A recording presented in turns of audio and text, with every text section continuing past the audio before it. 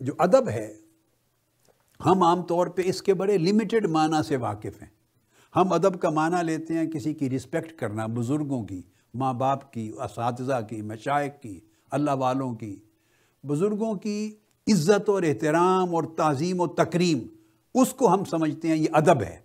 بے شک یہ ادب ہے، مگر یہ کل ادب نہیں ہے، یہ سارے ادب کے معنی کا ایک جز ہے، یہ ایک جز ہے۔ ہاں یہ بھی ادب ہے، مگر اس سے ادب مکمل نہیں ہوتا۔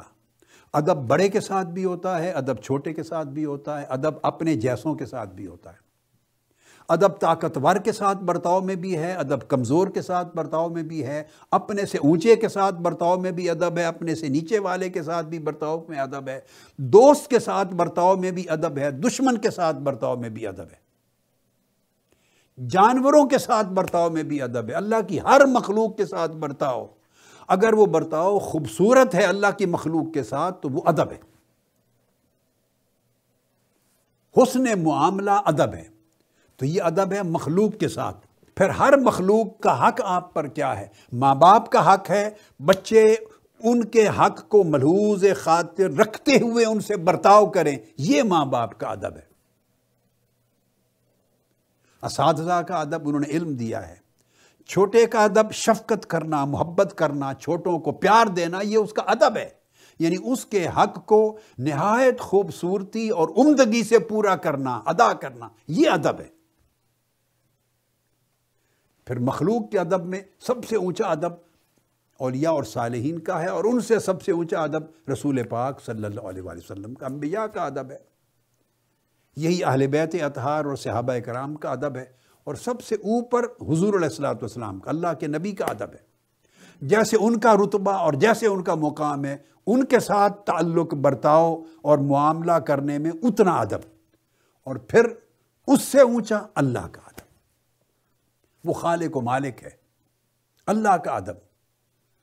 اب آج کی گفتگو میں کہ اللہ کے ساتھ بندے کا ادب کیا ہونا چاہیے، یعنی اللہ کے ساتھ معاملہ کتنی خوبصورتی اور عمدگی کے ساتھ ہونا چاہیے، اس معاملے کا انداز کیا ہونا چاہیے، وہ کتنا حسین اور جمیل ہے، یہ ہوگا ادب مع اللہ۔ تو الادب مع الخلق، مخلوق کے ساتھ ادب، الادب مع الرسول، اللہ کے نبی اور رسول کے ساتھ ادب، اور الادب مع اللہ، اللہ کے ساتھ ادب۔ یہ براڈر سپیکٹرم آ گیا، اللہ کے ساتھ ادب۔ اب اس اللہ کے ساتھ ادب کا جو پورا ایک وسیع سبجیکٹ ہے، اس میں ایک گوشہ لے رہا ہوں، صرف ایک گوشہ، کہ اللہ سے مانگنے کا ادب۔ جب اللہ سے ہم کلام ہو تو ادب کیسا؟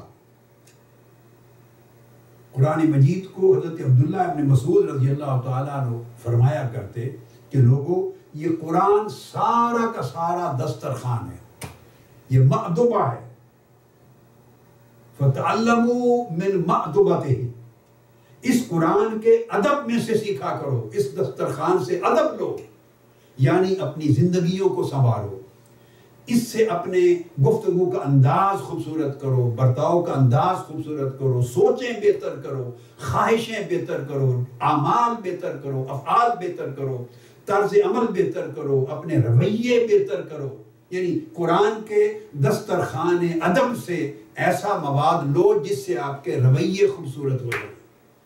تو اگر آپ مختصراً ایک جملے میں لیں تو رویوں کو خوبصورت کر لینا یہ ادب ہے۔ وہ رویہ کسی کے ساتھ بھی ہے،